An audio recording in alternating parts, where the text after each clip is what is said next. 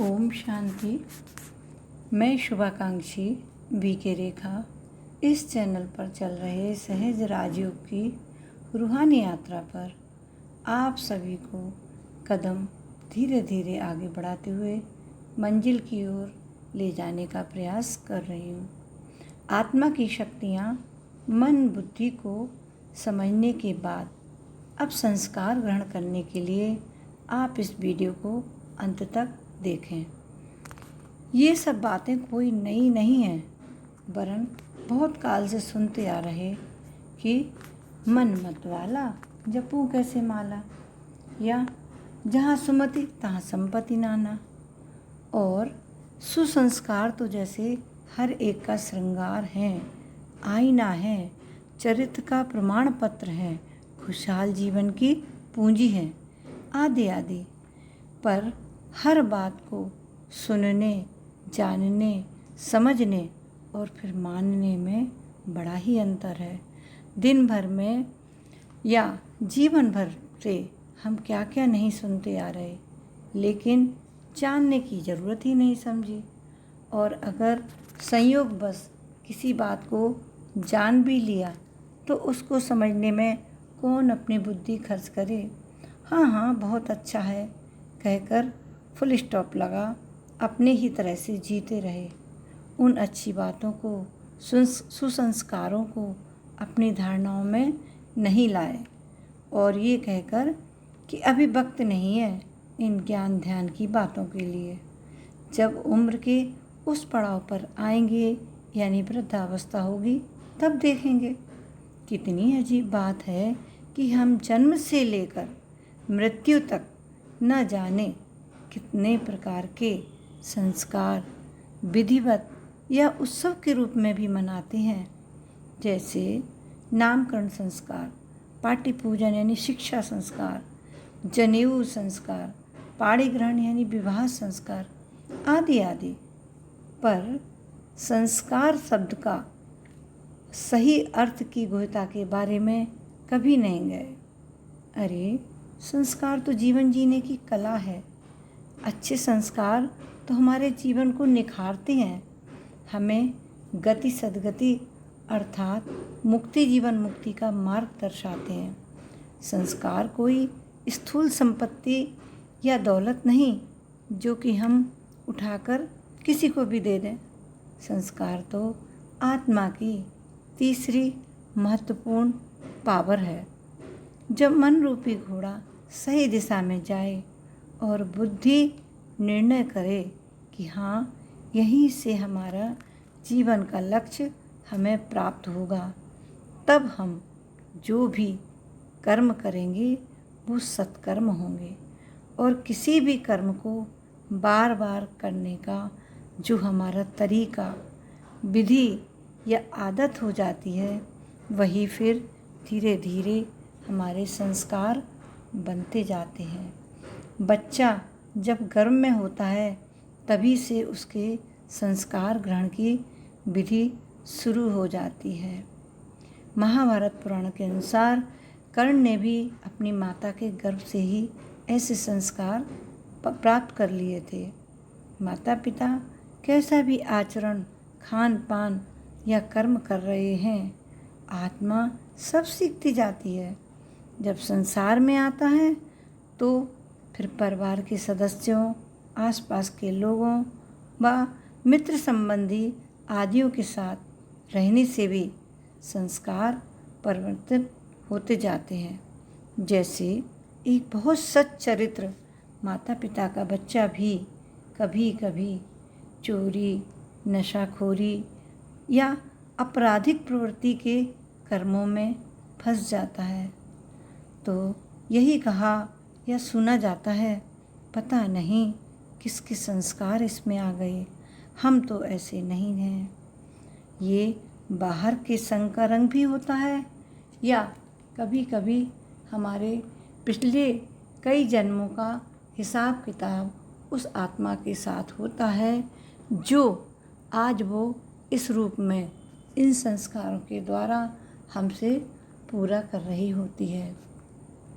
आज की इस पतित तमो प्रधान कलयुगी दुनिया में तो आपको सब कुछ बहुत ही सहज और फ्री में भी मिल जाता है। बनाने वाले 2 लोग और बिगाड़ने वाले 20 मिल जाते हैं। इस अंतिम जन्म में आत्माओं की बैटरी इतनी डिस्चार्ज हुई होती है कि वो सही गलत की भी ना समझ विकारों बुराइयों रूपी अंधे काले गहरे कुएं में कूद पड़ते हैं। मैं मेरा के स्वार्थ का चश्मा पहने लोग उसके भयंकर दुष्परिणामों को ही नहीं समझ पाते। अंततः कईयों का जीवन या तो नरक बन जाता या फिर वो जीवन का अंत ही कर लेते। 4 अगर ऐसा करते तो देख सुन जल्दी ही 40 या फिर पूरा समाज ही इन विकृतियों या इन कुसंस्कारों के वशीभूत हो जाता है। सभी अपने बच्चों को बचपन से ही अच्छे संस्कार देने की कोशिश करते, क्योंकि कहते हैं बचपन का ज्ञान या शिक्षाएं संस्कार अमृत तुल्य मानी जाती है। युवावस्था के दूध तुल्य व बुढ़ापे में तो जैसे पानी के समान हो जाते हैं। ये शक्तियाँ धीरे धीरे स्वतः ही कम होती चली जाती हैं। फिर जो हमने जीवन भर जिस तरह से जिया, जिन संस्कारों के साथ समय गुजारा, बुढ़ापे तक उसकी वही आदत बनी रहती है, बल्कि कहें मुँह तो और ज़्यादा ही हो जाता है। बड़ा ही सुंदर स्लोगन है कि संसार को बदलना अकेले सरकार की जिम्मेवारी नहीं, ये हम आप सभी के संस्कार परिवर्तन से ही संभव है। सरकार भल अच्छे अच्छे नियम कानून बनाती व देश की उन्नति के लिए काफ़ी बड़ी धनराशि भी देती, लेकिन लोगों के या कुछ नेता अधिकारी और लोगों के संस्कारों में ये घूसखोरी, रिश्वत, अपनी पेटियां यानी खजाने भरने जैसी आदत शामिल होने के कारण परिणाम इतने सुंदर नहीं आते। सबको मालूम है कि ये बेईमानी की कमाई या ये साधन हमारे साथ कुछ भी नहीं जा पाएंगे, बल्कि इनका उल्टा ही हिसाब हमें हमारे नए जन्म में ले जाता है। फिर भी आज सब कुछ जानते हुए भी मानते नहीं। गलत गलत और गलत करते करते आज स्थिति इतनी भयावह हो चुकी है। इसलिए भगवान कहते, बच्चे तुम्हारे पेट भरने की जिम्मेवारी मेरी, लेकिन अगर तुम्हें पेटियां भरना तो फिर तुम जानो, हिसाब तुम्हारा होगा। इसलिए कहते हैं अब तो जाग जाओ, संभल जाओ और सुधर जाओ। परमात्मा प्रदत्त इस सुंदर रमणीक ज्ञान को आत्मसात करके उस स्वर्णिम दुनिया यानी जिसको लोग स्वर्ग कहते हैं, और अगर कोई मरता है तो कहते स्वर्गवासी हो गया, ऐसी दुनिया को लाने के कार्य में अपनी भागीदारी व पुरुषार्थ कर अपना भाग्य बना लो, वरना जब देर हो जाएगी तो बहुत पछताना पड़ेगा, क्योंकि बिना त्याग के कभी भाग्य नहीं बनता। कहा जाता जब ब्रह्मा भाग्य लिख रहे थे तब तुम कहाँ सो रहे थे। अरे अभी ही वो समय चल रहा है जब हम ब्राह्मण बच्चे अर्थात ब्रह्मा कुमार कुमारी शिव बाबा के श्रीमत पर चल सच्चे सच्चे ब्रह्मचारी बन पद्मा पदम भाग्यशाली बन रहे हैं। ब्रह्मा के संकल्पों से सृष्टि की संरचना का कार्य अभी ही चल रहा है, बस थोड़ा सा ही समय बचा है। भगवान कहते, बच्चे मायावी सांसारिक बातों से जितना बचे रहोगे उतना परमात्मा के सपूत बच्चे कहलाओगे।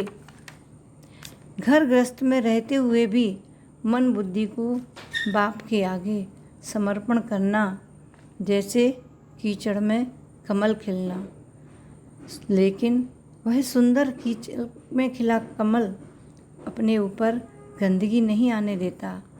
संसार भी अभी जैसे कीचड़ हो गया और तुम्हें उसमें रहते निमित्त बनना है, कमल सा खिलना है। सब कुछ देखते हुए भी नहीं देखना। जो नज़ारे वो दिखाए अर्थात परमात्मा, जो इशारे वो समझाए, तो हमें उसको ही समझना है, देखना है। कितनी प्रेरणादायक पंक्तियाँ हैं ये। जैसे आपको कोई अच्छा दे या बुरा, आप सबको स्नेह दो, सहयोग दो, रहम दो। किचड़े को समाकर रत्न देना ही मास्टर सागर बनना है।